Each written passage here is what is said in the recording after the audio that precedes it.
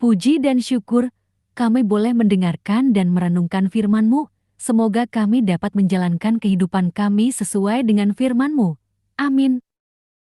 Renungan Harian Katolik, Sabtu 23 April 2022, Bacaan Injil, Markus 16, 9-15.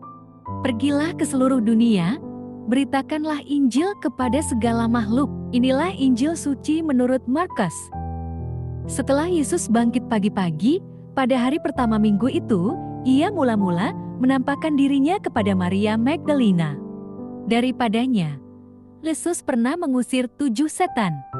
Lalu perempuan itu pergi, memberitahukannya kepada mereka yang selalu mengiringi Yesus dan yang pada waktu itu sedang berkabung dan menangis.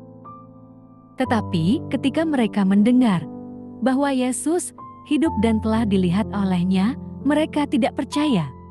Sesudah itu, ia menampakkan diri dalam rupa yang lain kepada 2 orang dari mereka, ketika keduanya dalam perjalanan keluar kota. Lalu, kembalilah mereka dan memberitahukannya kepada teman-teman yang lain, tetapi kepada mereka pun teman-teman itu tidak percaya. Akhirnya, ia menampakkan diri kepada ke-11 orang itu ketika mereka sedang makan, dan ia mencela ketidakpercayaan dan kedegilan hati mereka. Oleh karena mereka tidak percaya kepada orang-orang yang telah melihat dia sesudah kebangkitannya. Lalu ia berkata kepada mereka, "Pergilah ke seluruh dunia, beritakanlah Injil kepada segala makhluk." Demikianlah Injil Tuhan, terpujilah Kristus. Renungan Injil. Berbahaya jika tidak percaya akan kebangkitannya.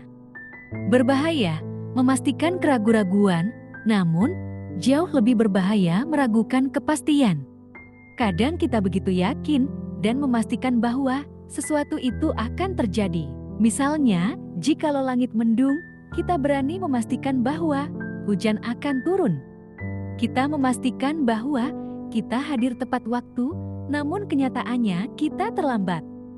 Berbahaya karena orang lain tidak akan percaya kepada kita. Namun, jauh lebih berbahaya jika kita meragukan suatu kepastian.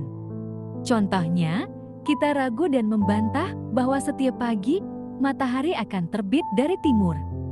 Para murid yang selalu bersama Yesus ternyata tidak mempercayai pemberitaan perempuan itu bahwa Yesus sudah bangkit. Mereka tidak percaya karena pada waktu itu mereka sedang berkabung dan menangis. Ini sungguh pengalaman manusiawi. Seringkali dalam kedukaan dan pergumulan berat, kita meragukan kuasa kebangkitan Yesus. Kita terbawa arus pergumulan. Kita terlalu fokus terhadap masalah yang dihadapi. Kita tidak fokus kepada Yesus. Kita menjadi kurang percaya, dan hal itu sangat berbahaya. Yesus tidak ingin murid-muridnya berhenti dalam ketidakpercayaan, keraguan-raguannya, sehingga Yesus menampakkan dirinya kepada para muridnya secara berulang-ulang. Sampai hari ini, dengan berbagai cara di semua tempat dan waktu, Yesus senantiasa menampakkan dirinya. Janganlah ragu-ragu, yakinlah bahwa Ia tetap beserta kita. Kebangkitan Yesus bukan hanya untuk dikagumi, namun untuk diwartakan. Pergilah ke seluruh bumi, disertai dengan janji bahwa Ia akan tetap menyertai.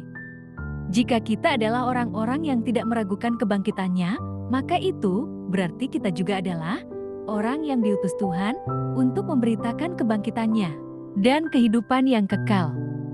Dan kepada setiap utusannya, Allah memberikan perlengkapan yang cukup untuk mampu memberitakan Injil.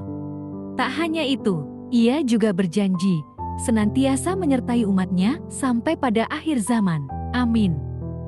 Marilah berdoa. Allah Bapa sumber pengharapan, Engkau telah mengikat perjanjian dengan semua orang melalui Yesus yang terurapi. Semoga kami selalu berpegang teguh pada Dia dan berkembang menjadi umat yang patuh setia dengan pengantaraan Yesus Kristus, Putra-Mu, Tuhan kami, yang bersama Dikau dalam persatuan Roh Kudus, hidup dan berkuasa, Allah sepanjang segala masa. Amin. Dalam nama Bapa Putra, dan Roh Kudus. Amin.